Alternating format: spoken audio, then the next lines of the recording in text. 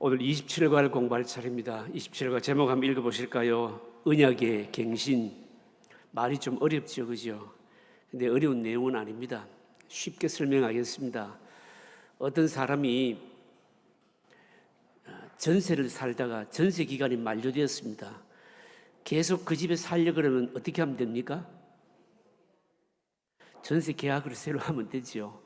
전세 계약을 새로 하는 걸 뭐라고 얘기합니까? 계약 갱신이라고 그러는 겁니다. 바로 그런 내용입니다. 계약이 만료될 때 갱신하는 것이 아니고, 지금 올 본문의 내용은요, 계약이 만료가 된 게 아니고 계약이 뭐에 버렸을까요? 깨져 버린 겁니다. 뭐 때문에요? 이스라엘 백성들이 금송아지 우상을 숭배함으로 말미암아 계약이 파기가 돼 버린 거예요. 파기가 돼 버렸으니까 이스라엘 백성들의 신분은 엄밀히 말하자면 하나님의 백성이 이제 법적으로 아닌 겁니다. 법적으로 백성이 아닐 뿐만 아니라, 그러면 뭐가 됩니까? 이방인과 똑같이 되어버리는 것이죠.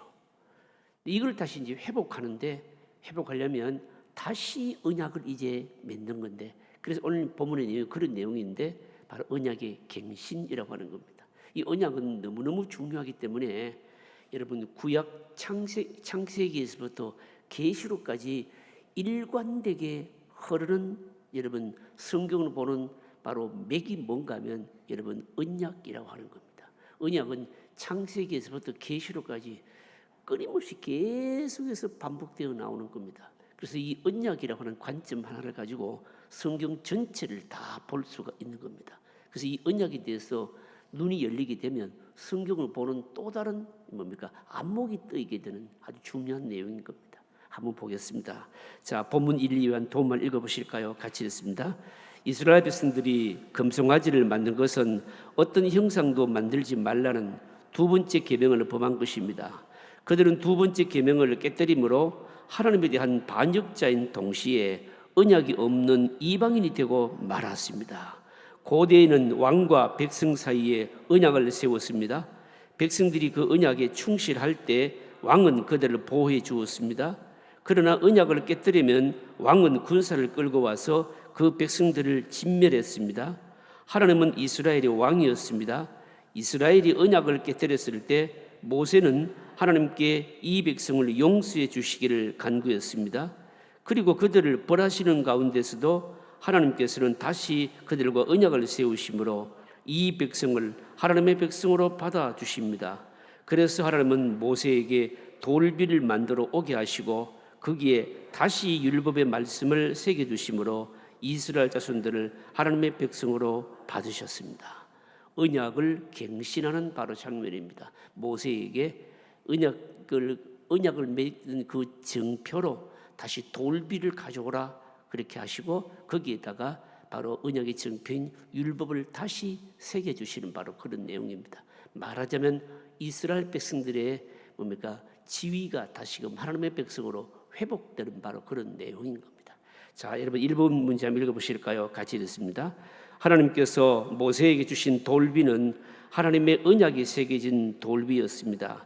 율법은 단순한 의무가 아니라 하나님과의 언약이었습니다. 다시 말해서 거기에 새겨진 율법의 말씀을 지키는 동안 그들은 하나님의 백성으로서 특권을 누릴 수 있었습니다. 그러나 거기에 새겨진 율법의 말씀을 범하는 순간 그들은 더 이상 하나님의 백성이 아니라 범법자가 되었습니다. 그런데 하나님께서 율법의 말씀을 돌에 새겨주신 이유가 무엇일까요? 자, 여러분, 하나님께서 율법의 말씀을 돌에 새겨주신 이유가 뭐겠느냐? 그 이유가 여러분 뭘까요? 무엇 때문에 돌에 새겨주실까요? 이 언약이요, 얼마나 견고한지를 보여주시고 싶어서 그렇습니다. 여러분, 하나님은 변하지 않으시는 분 아니십니까? 그리고요, 자기가 한번 약속한 것은, 언약한 것은 절대로 바꾸시거나 변치 아니하신다는 것을, 그 언약에 대해서 아주 충실하신 분이시거든요. 이걸요, 바로 언약을 맺는 이스라엘 백성들에게 두고 다 기억하게 하기 위해서 이 언약을 어디에 새겼다고요? 돌에 새겼다는 겁니다. 돌에. 그런데 여러분 이스라엘 백성들이 금송아지 우상으로 숭배함으로 말미암아 이 돌이 언약이 새겨진 돌이 어떻게 되어 버렸습니까? 깨져 버렸잖아요. 깨져 버렸습니다. 그러면 여러분 이게 보여주는 게 뭘까요? 언약을 새긴 그 돌이 깨져 버렸다. 이게 뭘 의미할까요? 이게 뭘 의미하는가 하면요, 인간의 마음은 뭐보다 더 단단하다고요? 인간의 마음은 사실은 돌보다도 더 강하다는 것을 여러분 보여주는 겁니다. 돌이 돌과 부딪혔는데 어떻습니까? 여러분 뭔가가 둘이 부딪혔는데 하나가 깨져버렸다면 여러분 깨진 쪽이 뭡니까? 어느 쪽이 강합니까? 안 깨진 쪽이 더 강하고 깨진 쪽이 더 약한 것이죠, 여러분. 여러분 생각해 보세요. 하나님의 말씀과 돌비하고 그다음에 뭡니까? 돌비하고 그다음에 사실은 인간의 마음하고 부딪혔는데 돌비가 깨져버리면 뭐가 강하다는 겁니까?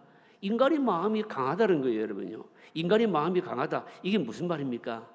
인간의 마음이 돌비가 깨졌다는 것은 인간의 마음이 얼마나 완악한가, 인간의 마음이 얼마나 단단한가, 이걸 뭡니까? 상징적으로 보여주는 거예요, 여러분요. 그래서 여러분 돌비가 깨졌다라고 하는 것은 말씀과 인간의 마음이 부딪혔는데 누가 이긴 겁니까? 인간의 마음이 이긴 거예요. 좋은 의미가 아닙니다. 인간의 마음이 그만큼 뭡니까? 죄성이 강하다. 인간의 마음이 그만큼 굳다. 인간의 마음이 그렇게 완악하다. 사실 그래서 이 돌비가 깨어졌다라고 하는 것은 바로 그런 의미인 겁니다, 여러분요. 그런 의미인 겁니다. 여러분 우리가 이 언약이 깨어지고 난 다음에 이스라엘 백성들이 금송아지 우상 숭배하고 난 이후에 하나님께서 다시 은혜를 회복시켜 달라고 모세가 많이 기도를 했잖아요, 그죠? 그런데 기도했는데 모세의 기도가 내용이 많이 있었는데 그 모세의 기도의 핵심이 여러분 뭐라고 생각하십니까? 핵심이 뭘까요? 핵심은요 뭔가 하면 하나님께서 이 패역한 이스라엘 백성들의 이 완악한 마음을 돌이키고 그리고 극복할 수 있는 하나님의 은혜를 달라는 겁니다. 이 모세의 기도는요 어떻게 보면 단순히 그냥 이스라엘 백성들이 이 완악한 마음을 돌이켜 주시를 이걸 다시 극복할 수 있는 은혜를 달라 이렇게 기도하는 것이지만 여러분 이스라엘 백성들이 이 완악한 마음을 돌이킬 수 있는 게 있을까요, 없을까요? 사실은 여러분 없어요, 여러분요. 그래서 많은 학자들은 모세의 이 기도를요 어떻게 이해하고 있는가 하면 여러분 생각해 보십시오. 율법으로도 안 되는데 이스라엘 백성들의 그 완악한 마음이 율법을 새긴 그 돌판도 깨뜨려 버렸는데 이스라엘 백성들의 마음을 돌이키고 다시 치유할 수 있는 여러분 길이 뭘까요? 그러니까 그 돌 위에 새겨진 율법보다도 뭡니까? 더 강한 뭐가 와야 된다는 거죠. 그러면 돌 위에 새겨진 그 율법보다 더 강한 게 여러분 뭘까요? 그러면 뭘까요? 뭔가 하면 성령인 거예요, 여러분요. 성령이고. 그래서 모세의 기도는요, 사실은 뭡니까? 율법보다도 더 강한 뭡니까? 신약 시대에 성령의 오심을 내다보면서 기다리고 하나님의 은혜를 구하는 것이었다. 여러분 이렇게 해석하는 거예요. 이렇게 해석하는 겁니다. 여러분 한번 적응해 보실까요? 구약 시대에 여러분 이스라엘 백성들을 은혜의 수단은 엄밀히 말하면 법이었습니다. 율법이었죠, 그죠? 근데 여러분 이 율법을 통해서 인간의 마음을 고치거나 바꾸거나 이거는 한계가 있었습니다. 이걸 보여주는 게 뭡니까? 바로 이 언약의 돌비가 깨진 것이죠, 여러분요. 우리 안에 있는 이 죄성을 진짜 녹이고 바꾸고 이기고 할 수 있는 것은 여러분 이런 율법 가지고는 안 된다는 거죠. 돌비에 새겨진 이 법 가지고는 안 된다는 거죠. 그래서 뭡니까? 새로운 법이 와야 되는데 그 새로운 법이 뭘까요? 새로운 법은 다름 아닌 성령의 법이다라고 하는 겁니다. 여기서 여러분 뭡니까? 구약과 신약이 여러분 나눠지는 거 아닙니까, 여러분요? 여러분 아무리 법을 만들고 거기 법에다 도장을 찍고 아니면 뭡니까 그 돌비에 뭡니까 황금으로 두르고 그렇게 해도 사람의 마음을 바꾸는 것은 이 법으로는 한계가 있는 것이죠, 여러분요. 그러면 여러분 우리 마음 안에 있는 심령의 깊은 곳에 있는 죄성을 바꾸고 이 완악한 마음을 돌이키고 여러분 이렇게 할 수 있는 새로운 법이 그렇게 할 수 있는 거는 얘는 뭘까요, 여러분요? 그거는 바로 다른 말이 뭡니까? 성령의 법이라는 거죠, 여러분요. 여러분 여기서 여러분 그러니까 우리가 돌비를 통해서 우리가 생각해야 될 것이 뭔가 하면 바로 이겁니다. 우리의 마음은 다른 말은 이 돌비보다도 더 단단하구나. 우리 인간의 여러분 가장 단단한 인간의 마음이 얼마나 완고하고 얼마나 뭡니까? 굳어 있는가 이걸 깨닫고 언제나 뭡니까? 성령의 법, 새로운 법이 와서 우리를 다스려 주셔야 된다 하는 것을 뭡니까? 내다보게 만드는 것이죠, 여러분요. 여러분 그래서 뭡니까? 그래서 사실 우리는 오늘 여기 이 돌비를 통해서 우리에게 구약 시대니까 이 돌비를 통해서 다시 언약을 다시금 갱신하기는 합니다만 여러분 이것도 뭡니까? 한계가 있다는 것을 늘 깨달아야 됩니다. 법을 통해서 사람을 바꾸거나 고치거나 이거는 뭡니까? 한계가 있다는 것이죠. 우리 안에 이 굳은 마음을 고치고 그리고 완전히 새로운 마음으로 바꿔주실 새로운 법이 와야 되는데 그게 뭔가 하면 성령의 법이다라고 하는 겁니다. 이걸 오늘 우리에게 바로 교훈해 주십니다. 자, 한번 보겠습니다. 2번 문제 한번 보실까요? 자, 2번 같이 읽겠습니다. 하나님은 모세에게 두 번째 언약을 세우면서 준비하게 하신 것이 무엇이며 이것은 어떤 의미를 가집니까? 이렇게 묻거든요. 자, 여러분 1절 2절 한번 읽어보실까요? 1절 2절 같이 읽습니다. 여호와께서 모세에게 이르시되 너는 돌판 둘을 처음 것과 같이 다듬어 만들라. 네가 깨뜨린 처음 판에 있던 말을 내가 그 판에 쓰리니 아침까지 준비하고 아침에 시내산에 올라와 산꼭대기에서 내게 보이되. 자, 여러분 답이 뭘까요, 여러분요? 문제가 뭡니까? 두 번째 언약을 세우면서 뭘 준비하게 했느냐? 이게 도대체 무슨 의미가 있느냐? 이런 질문이거든요. 뭘 준비하게 하셨습니까? 뭘 준비하게 하셨는가 하면요. 처음에 이 언약을 돌 위에 새겨 주실 때와 똑같이 똑같은 뭘 준비하라고 하십니까? 처음 것과 같은 돌판 두 개를 준비를 해라. 그러면 처음과 같이 그 돌판에 하나님께서 율법의 말씀을 다시 새겨 주시겠다 이렇게 말씀하고 있거든요. 그 여기서 우리가 좀 주목해야 될 게 뭔가 하면 하나님께서 기왕 율법의 바로 돌비를 다시 주시려고 하시면 처음처럼 돌비도 다시 하나님께서 다 준비하셔서 새겨 주시면 될 터인데 두 번째 언약을 갱신할 때는 처음과 다른 게 뭔가 하면 처음에는 하나님께서 돌비도 하나님이 준비를 다 하셔서 그 돌에다가 어떻습니까? 다 율법을 다 새겨 주셨는데 두 번째로 언약을 갱신할 때는 모세에게 뭘 준비하시라고요? 돌판은 두 개는 준비해 오라는 거예요. 이게 처음 율법을 주실 때 하고 언약이 깨져버리고 난 다음에 다시 갱신할 때하고 차이예요. 이게요. 왜 그렇게 하셨겠느냐 이 말입니다. 기왕 그냥 율법을 다시 새겨 주실 것 같으면 처음처럼 하나님께서 돌판도 다 준비하셔서 새겨 주시면 될 텐데 그렇게 하지 아니하시고 두 번째 언약을 갱신할 때는 돌판 친히 둘을 준비해 가지고 오라. 내가 처음 율법과 같은 말씀을 새겨 주시겠다. 이렇게 하셨다는 거죠, 여러분. 여기 차이입니다. 이게 무슨 의미를 가질까요, 여러분? 이렇게 하신 이유가 뭘까요, 여러분요? 왜 이렇게 하셨을까요, 여러분? 생각해 보십시오. 처음 언약을 세울 때는요, 하나님께서 모든 걸 다 준비하셨죠. 왜 그런가 하면 이스라엘 백성들이 아무것도 모르잖아요. 모릅니다. 그러나 여러분 다시 언약을 세울 때는요, 이미 이스라엘 백성들이 뭔가 다 알고 있거든요. 알고 있기 때문에 알고 있는 만큼은 하기를 원하신 거예요. 그래서 두 번째 언약을 갱신할 때는 모세로 하여금 두 돌판을 준비해 오라. 그렇게 하신 거예요. 여러분 이게 어떤 의미를 가질까요? 어떤 의미를 가진가 하면 언약을 갱신하는 데 있어서 최소한 이스라엘 백성들에게 바로 요구하시는 것이 있었다는 거죠. 그 요구하시는 것이 뭘까요, 여러분요? 뭔가 하면 너희들이 언약을 갱신할 때는 최소한도로 하나님께로 바로 돌아가야 될 어떤 성의를 보여야 되는데 너희들이 아는 만큼 행해야 된다는 것이죠. 이걸 요구하신 거예요, 여러분. 여러분 한번 생각해 보십시오. 우리가 모르고 실제 행하지 않는 것하고 알면서 행하지 않는 것하고 같아요, 달라요? 여러분, 우리가 아이들에게도 그러잖아요. 여러분요, 아이들이 모르고 실수할 때는 어떻습니까? 부모님들이 얼마든지 여러분 다시금 뭡니까? 봐주지요. 그런데 알면서 고의로 뭡니까? 잘못하게 되면 어떻게 합니까? 그때는 뭡니까? 그때는 사실 이제 가중처벌을 하는 거죠, 이게요. 하나님께서 원하시는 게 뭔가 하면, 모를 때는 다 준비하셨지만 깨져버리고 난 다음에는 다시 갱신할 때는 돌비를 준비하게 하심으로 말미암아 너희들이 알고 있는 만큼 성의를 보여라는 겁니다. 알고 있는 만큼 행하라는 겁니다. 하나님의 은혜를 회복할 때 필요한 요소가, 중요한 요소가 바로 요거거든요, 여러분요.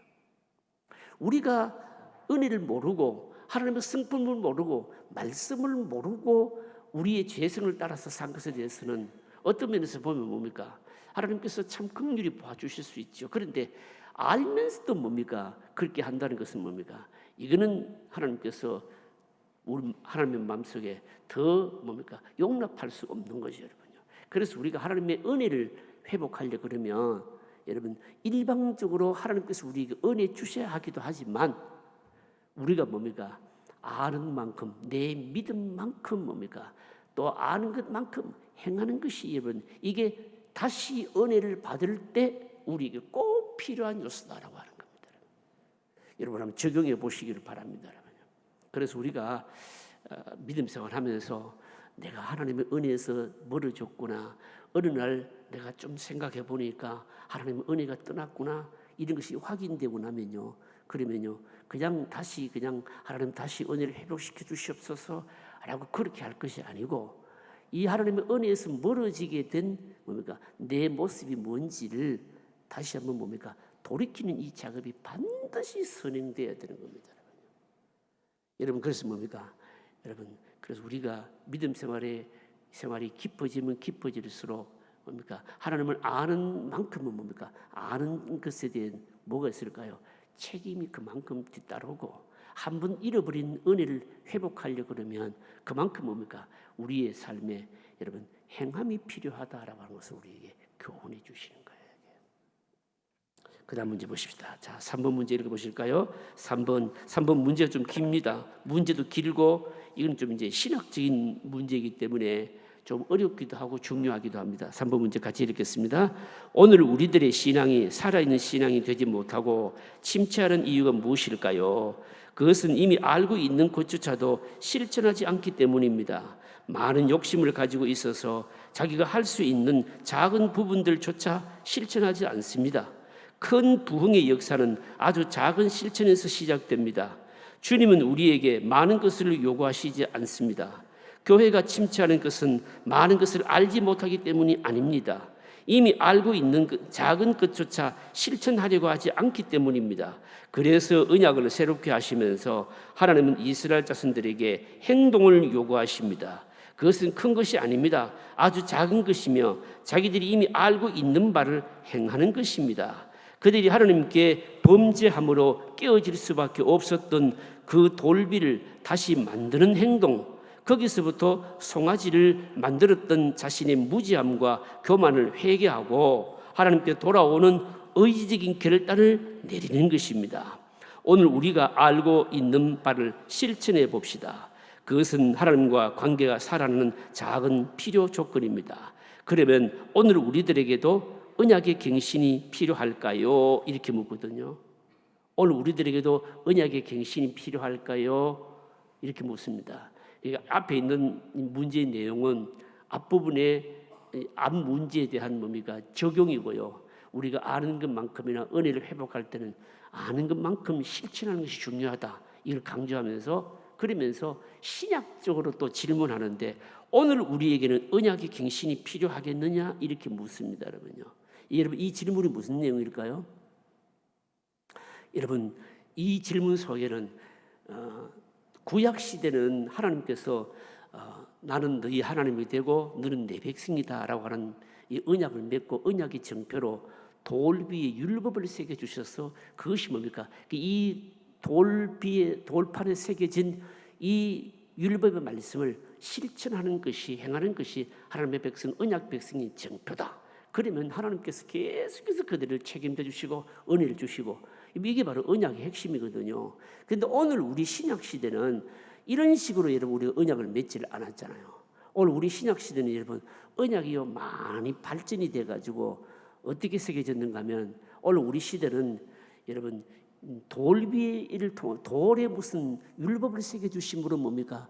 언약을 맺은 것이 아니라, 사실은 여러분 우리가 하나님의 백성이 되고 하나님의 백성된 정표가 뭔가 하면, 예수님께서 십자가에서 우리 죄를 위해서 죽으시고, 하나님 그리스도께서 죽으심이 나의 죄 때문인 것을 믿으면 하나님의 백성이 되는 것이고, 하나님의 백성된 자들에게 죄 사함의 정표로 우리에게 주신 것이 뭘까요? 성령을 우리에게 주신 것이거든요. 그래서 우리 신약 시대는 뭡니까? 언약을 맺었는데 여러분 돌에 새기는 이런 방식이 아니고, 하나님이 자기 아들을 내어놓으시고, 그리고 뭡니까? 십자가에 목숨을 내어놓고 우리 죄값을 지불하시고, 그리고 그것을 믿는 자들에게 그 정표를 우리에게 성령을 주셨거든요. 여러분 그래서 여러분 우리가 꼭 깨달아야 될 게 뭔가 하면, 여러분 여기서 이제 구약 시대에 원래 구약이라는 말 자체가 뭡니까? 구약이라는 말 자체가 옛 언약이잖아요. 신약이 여러분 뭡니까? 여러분 새로운 언약이에요. 여러분요. 구약은 옛 언약이고, 그리고 구약의 언약의 핵심 뭡니까? 율법을 통해서 지배하는 바로 표시되는 것이죠. 그러면 새로운 언약 신약은 여러분 뭘 통해서 표시되는 겁니까? 십자가를 통해서 성령으로 우리에게 주어지는 언약인 것이거든요. 그러면 여러분 구약은 뭡니까? 구약은 엄밀히 말하면 돌에 새겨진 것이고, 여러분 신약에 여러분 예수님을 통해서 십자가를 통해서 우리가 죄 용서를 받은 우리에게는 하나님의 백성이 되는 이 정표를요 돌에 새긴 게 아니고 어디에 새겨 놓았습니까? 우리의 뭡니까? 마음에 새겨진 거예요. 그게 뭡니까? 신비에 새겨졌다는 겁니다. 신비에 새겨졌는데 뭘로 새겨질까요? 글로 새겨진 것이 아니고 뭘까요? 성령으로 새겨주신 거예요. 이걸 우리가 뭐 다른 말로 말하자면 성령으로 뭡니까? 인을 쳤다 이렇게 말하는 것이죠. 여기 질문이 뭔가 하면 이런 질문이에요. 구약시대 이렇게 율법이 깨져버리고 언약이 깨져버리는데, 율법을 언약을 다시금 갱신하기 위해서 뭡니까? 다시 돌을 만들어 봐서 거기에 율법을 쓰고 이렇게 언약을 갱신했는데, 신약시도 이런 갱신이 필요하겠느냐 이 질문이거든요. 필요할까요? 안 할까요? 이렇게 말하면 들릴 것 같고 저렇게 말하면 또 뭐 어떨 것 같고, 그렇죠. 신약 시대는 오늘 우리들에게는 언약의 갱신이 필요한가? 언약의 갱신이 필요가 없습니다, 여러분요. 이게 신약 백성들이 우리가 누리는 어마어마한 특권이고 여러분 축복입니다. 그리스도의 복음 안에서는 언약 갱신이라는 게 여러분 필요가 없는 거예요, 여러분요. 왜 그럴까요? 왜 그런가 하면 여러분 그리스도의 예수님의 피로 세운 바로 언약은요, 그 효과가 어떻습니까? 영원하거든요. 효과가 여러분 지워지지가 여러분 않는 겁니다, 여러분요. 그래서 여러분 이게 돌에 새겨진 것이 아니고 마음에 직접 성령으로 새겨진 것이기 때문에 지워지지를 않는 거예요, 여러분요. 않는 겁니다. 이걸 설명하기 위해서 오늘 그 3번 문제 보시면요 뭐라고 되어 있는가 하면, 요한복음 13장 1절부터 11절까지 말씀을 쭉 해놓은 거예요. 요한복음 13장 1절부터 11절의 내용이 여러분 뭘까요, 여러분요? 요한복음 13장 1절부터 11절까지 말씀 한번 띄워줘 보실까요? 뭐 깁니다. 뭐 쭉 긴데 한번 읽어보십시다. 성경을 좀 이때 한번 읽으십시다. 같이 읽겠습니다. 6월절 전에 예수께서 자기가 세상을 떠나 아버지께로 돌아가실 때가 이른 줄 아시고 세상에 있는 자기 사람들을 사랑하시되 끝까지 사랑하시니라. 마귀가 벌써 시몬의 아들 가룟 유다의 마음에 예수를 팔리는 생각을 넣었더라.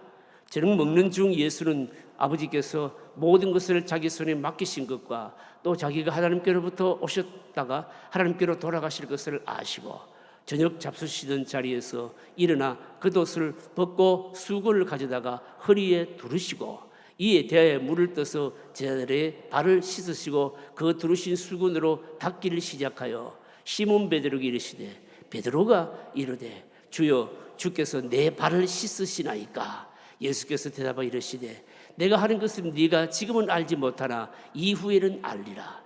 베드로가 이르되 내 발을 절대로 씻지 못하시리이다. 예수께서 대답하시되 내가 너를 씻어 주지 아니하면 네가 나와 상관이 없느니라. 시몬 베드로가 이르되 주여 내 발뿐 아니라 손과 머리도 씻어 주옵소서.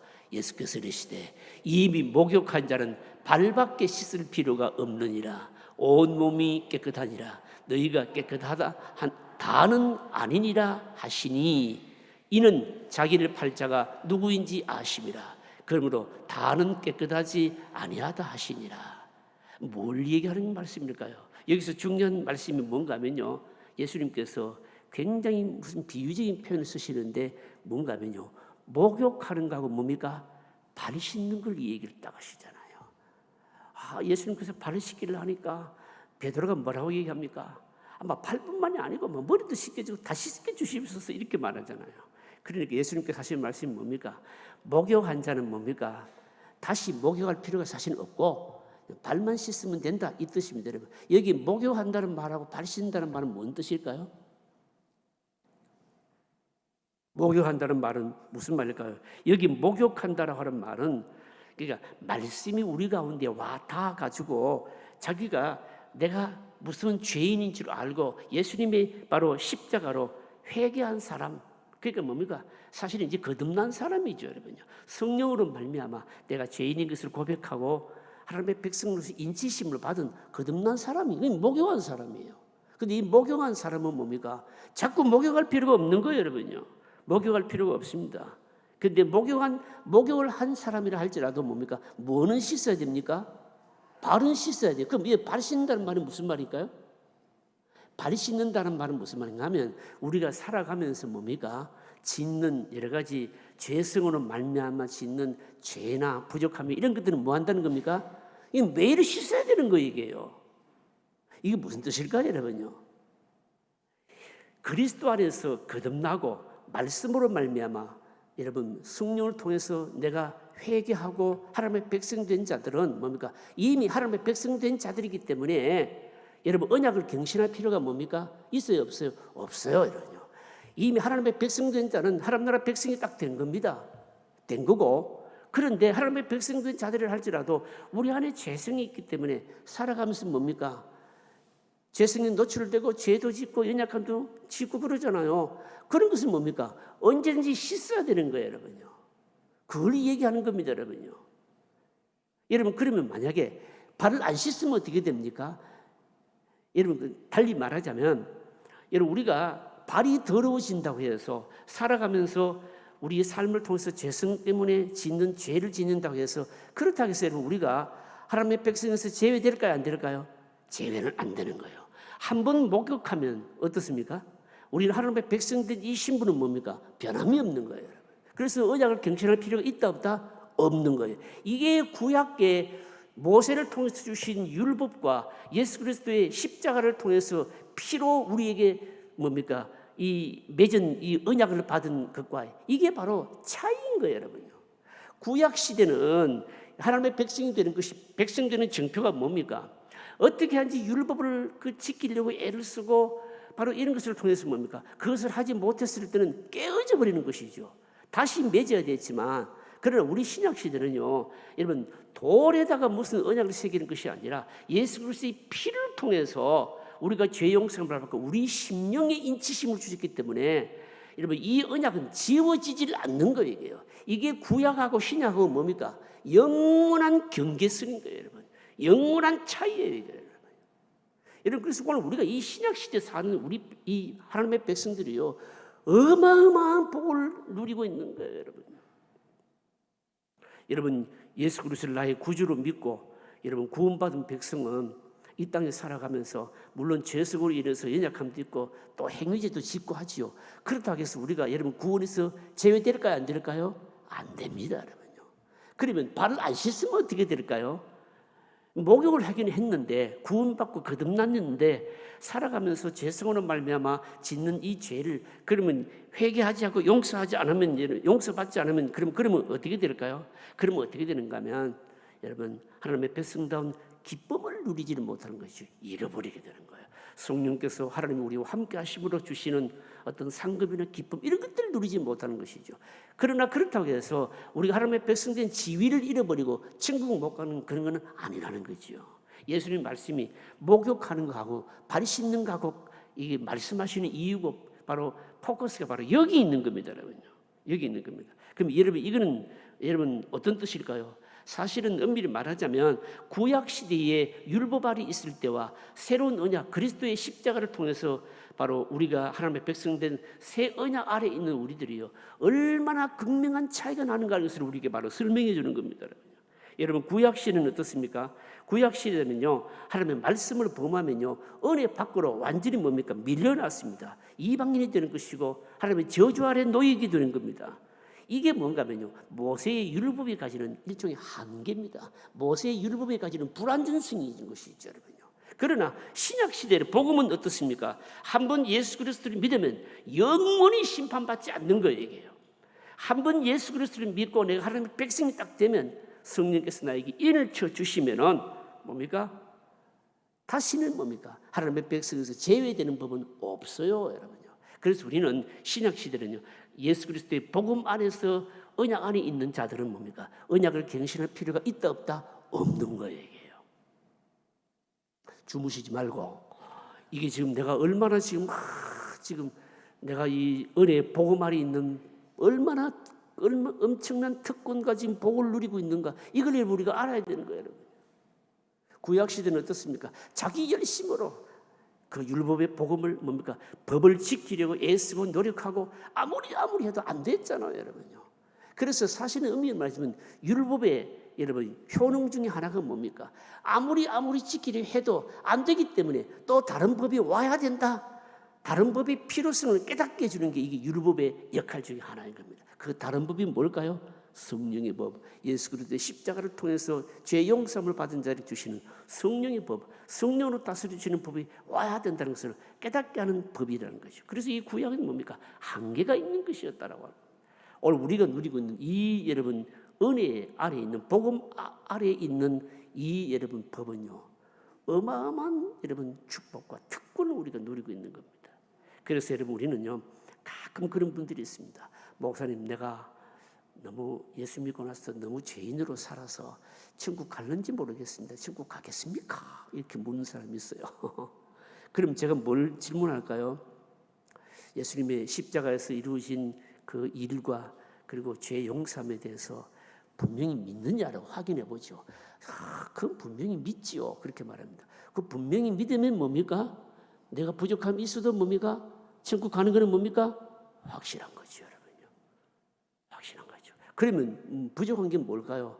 믿는다고 하고 난 이후에도 내가 죄성에 질질 끌려다니면서 사는 이 모습은 뭡니까? 그때마다 뭐 해야 될까요? 그때마다 발을 씻는 거예요. 그때마다 씻어야 된다 이 말입니다. 여러분, 그래서 예수 그리스도를 통해서 우리가 구원은 이 복음 아래 새 언약 아래 있는 우리들은요 엄청난 복을 누리고 있는 자들입니다. 여러분 믿어지십니까?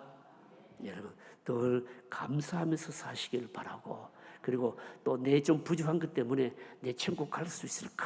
여러분 이거는 뭡니까? 확실한 깨달음과 몰라서 그런 거죠, 여러분요. 여러분 확실하게 깨달으면 어떨까요? 확실하게 깨달으면 여러분 우리가 다시 그런 뭡니까? 이 어떤 불확실성 속에 막 염려할 필요는 여러분 없는 거죠, 여러분. 그 다음 문제 보겠습니다. 4번 문제입니다. 4번 문제 이 문제가 굉장히 길어요, 이게요. 4번 문제는 별로 길지 않습니다. 4번 같이 읽겠습니다. 하나님은 범죄하고 돌아온 이스라엘 자손에게 하나님 자신을 선포하십니다. 내용이 무엇입니까? 자, 여러분 보실까요? 5절부터 7절까지 읽으실까요? 같이 읽습니다. 여호와께서 구름 가운데 강림하사 그와 함께 거기 있어서 여호와 이름을 선포하실세 여호와께서 그의 앞에서 지나가시며 선포하시되 여호와라 여호와라 자비롭고 은혜롭고 노하기를 더디하고 인자와 진실이 많은 하나님이라. 이게 무슨 뜻일까요, 여러분요? 나는 여호와라 여호와라. 무슨 말씀인가 하면 이게 사실은 굉장히 농축된 말씀이거든요. 다시 언약을 갱신하고 선포를 하시면서 이 언약을 선포하는 그 하나님이 어떤 분이신가를 아주 분명하게 딱 천명을 하고 있는 겁니다. 나 여호와는 바로 이런 하나님이라 딱 선포를 하고 있는 것이죠. 농축된 말씀인데 하나님은 자신이 어떤 분이신지 이스라엘 백성들에게 다시 한 번 더 바로 선포를 하는 겁니다. 여러분, 이 선포가 왜 중요할까요? 이 선포가 왜 중요한가 하면 사실은 여러분, 하나님을 바로 아는 것이요, 바로 아는 것이 사실은 바로 나를 가장 잘 아는 길이기 때문에 이스라엘 백성들에게 언약을 다시 갱신하면서 기록하기 전에 언약을 갱신하는 주체이신 이 하나님이 어떤 분이신가 다시 한번 딱 선포해 주는 겁니다. 여러분, 이거는 여러분 중요합니다. 우리가 하나님의 은혜를 회복할 때 뭘 생각해야 되는가 하면 여러분, 하나님이 어떤 분이신가를 늘 다시 여러분 생각하셔야 됩니다. 하나님 어떤 분이신가 생각하는 것이 이게 왜 중요한가 하면 하나님을 바로 아는 것이 하나님에 대한 지식이 생기게 되면 여러분 누구를 알게 될까요? 나를 알게 되는 거예요. 여러분요. 나를 알게 되는 겁니다. 여러분, 인간이요, 여러분 인간을 알 수 있는 길이 여러분 뭘까요? 여러분, 사실은 여러분 철학 공부하면 정말 어렵잖아, 그죠? 철학은요 보면 철학의 핵심이 여러분 뭡니까? 철학의 핵심이 뭔가면 나는 도대체 누구냐? 내 자신이 누구냐? 여러분, 이걸 아는 것이 뭡니까? 철학의 여러분 과제예요. 여러분들이 소크라테스 얘기를 많이 하잖아요, 그죠? 여러분, 소크라테스가 왜 중요한 인물일까요, 여러분요? 소크라테스라고 하는 인물이 왜 중요하냐면 다른 거는 몰라도 내가 철학 전공 안 해도 소크라테스 한 말은 알잖아요. 소크라테스가 유명한 한 말이 뭡니까? 어떻게 그렇게 잘 아십니까? 너 자신을 알라.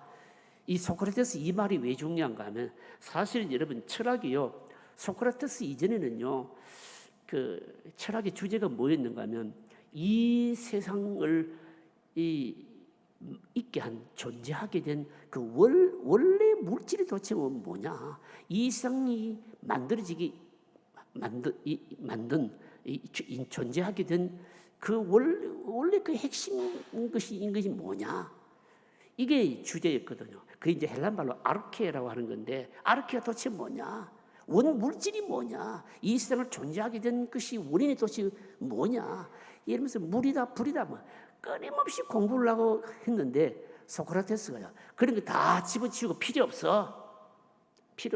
그거 다 몰라도 돼. 인간이 자기 자신을 아는 게 제일 중요해. 그래서 소크라테스가 왜 중요한가 하면 철학의 중심 주제를요 확 바꿔버린 거예요. 어떻게 바뀌었는가 하면 사람이 누구인가, 이 인간이 누구인가 해서 인간에게로 뭡니까? 생각 자체를 바꾼 거예요. 그래서 소크라테스가 유명한 거예요. 너 자신을 알라는 말이 그런 뜻이 이게요. 그런데 소크라테스 이후로 그러면 인간이 도대체 누구냐, 이걸 연구를 하고 공부를 하고 별 희한한 구상을 다 했는데 오늘날까지 답을 얻었을까요, 못 얻었을까요? 답을 아직까지 못 얻고 있어요, 여러분요. 여러분, 서양 철학이나 동양 철학이나 그 어떤 철학도 여러분 인간이 누구인가에 대해서 뭡니까? 답을 아직도 해답을 못 얻고 있습니다. 지금도 계속 공부하고 있어요. 공부하고 있는데 답은 못 얻고 있어요. 여러분, 그 답을 어디서 얻을 수 있을까요? 성경에서 얻을 수 있는 거예요. 그럼 성경이 말씀하는 것은 뭘까요?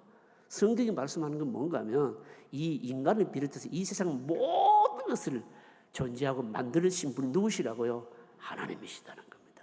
그래서 여러분, 인간이요 자기 꼴을 알려면, 자기를 알려면, 여러분 그렇잖아요, 여러분요.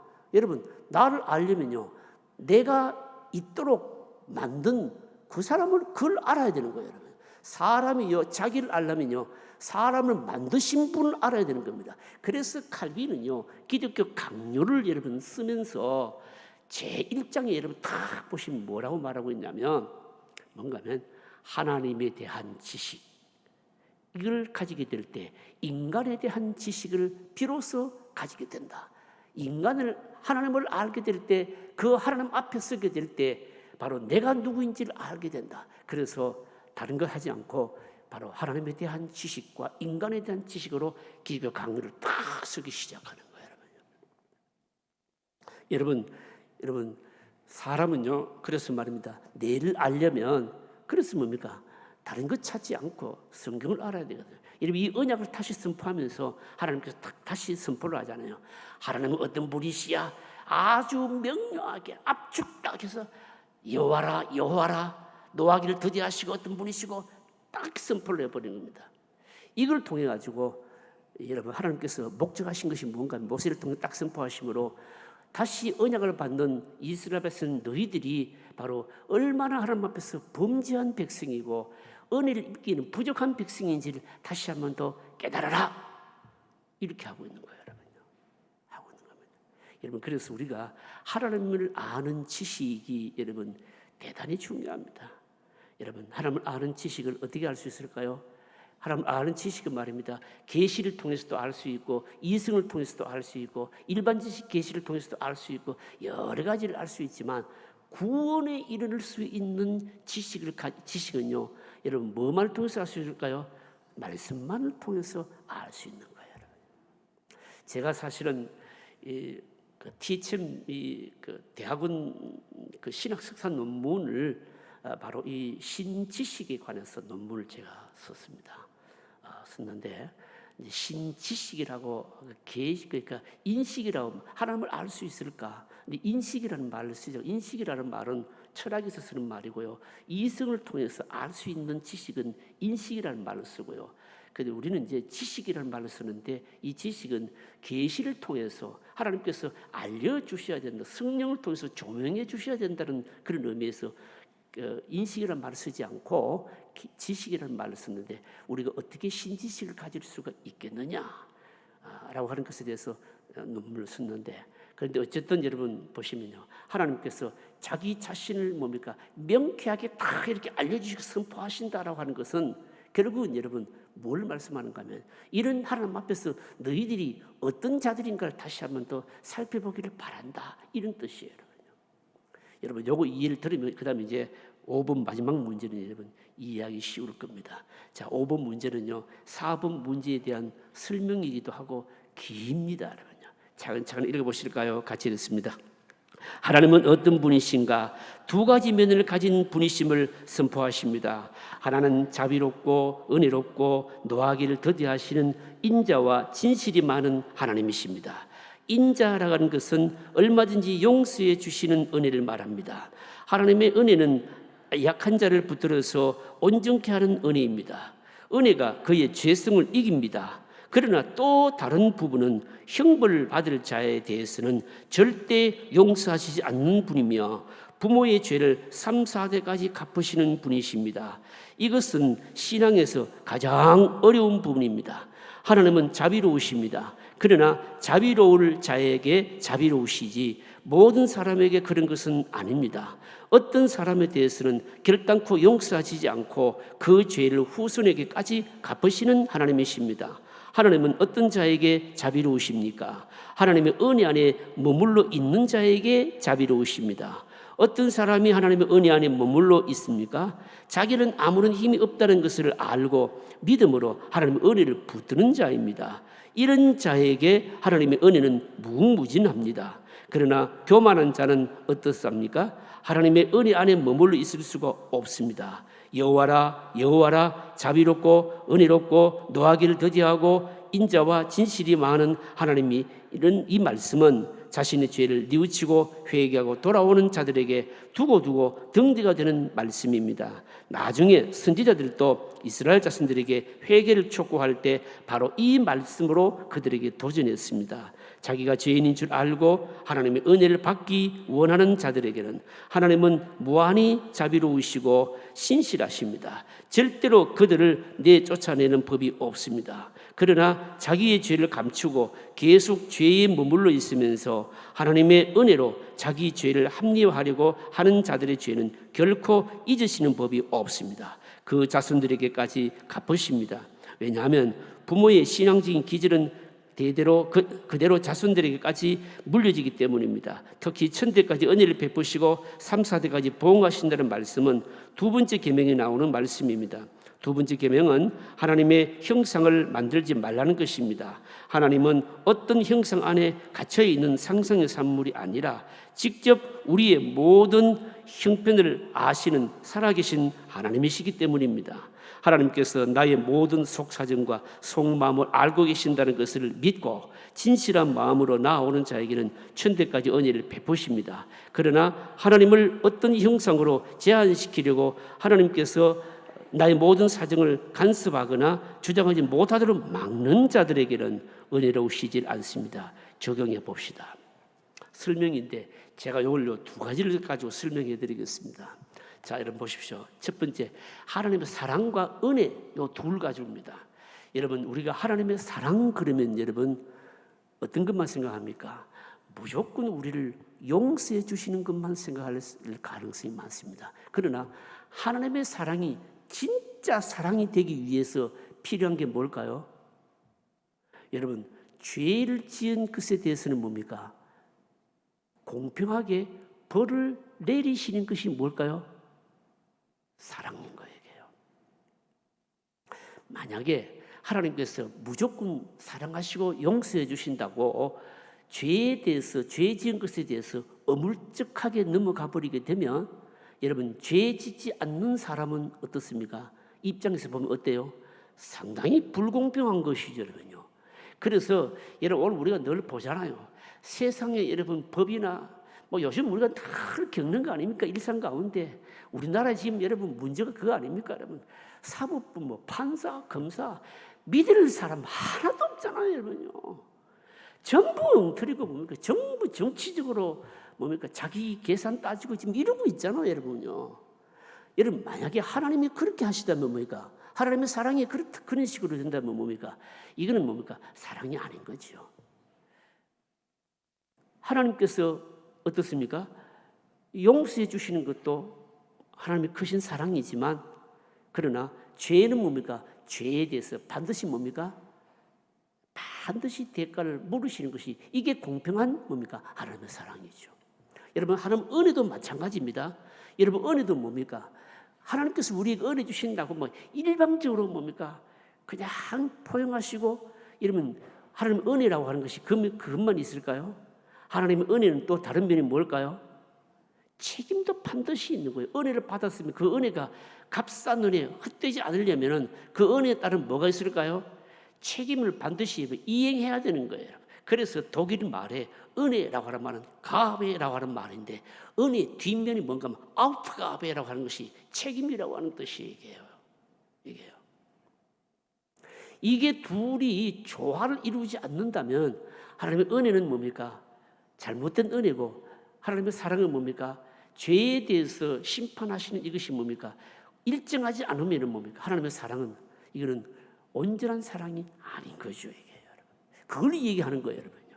그렇다면 여러분, 하나님의 사랑이 더 온전해지기 위해서 꼭 필요한 게 여러분 뭘까요? 하나님은 그래서 노하기를 더디하시고 쭉 얘기하면서, 그러면서도 뭡니까? 또 죄를 지은 자에 대해서는 뭡니까? 반드시 심판하신다. 뭘 얘기하는 것일까요, 여러분요?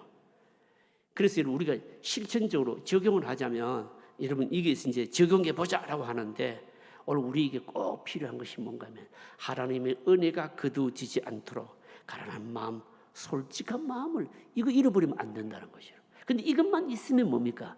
언제든지 용서를 받을 수 있고 언제든지 하나님의 은혜가 지속될 수 있다. 이걸 우리에게 말씀하고 있는 겁니다. 마음이 굳어지지 않도록 하는 것이 중요하고요. 그리고 어떻습니까? 언제나 말씀을 가까이 하면서 우리의 심령이 형식화되지 않도록 하는 것이 중요하다. 하나님께서 자신을 딱 선포하시면서 어떤 분이신지 선포하시는 것이 우리에게 주신 바로 교훈인 겁니다.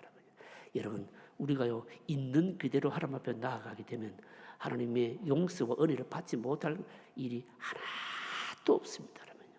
솔직하게 나아가는 게 제일 중요한 겁니다. 결론적인 정리 읽어보실까요? 같이 읽습니다. 오늘 우리들이 깨달아야 할 것이 무엇입니까? 하나님이 영이시기 때문에 우리의 모든 것을 다 알고 계신다는 것입니다. 하나님 앞에 있는 모습 그대로 나아갈 때 하나님은 은혜를 거두시지 않습니다. 그러나 하나님 앞에 우리의 마음을 감추고 피상적으로 하나님을 대할 때 하나님의 은혜는 중단될 것입니다. 기도하십시다.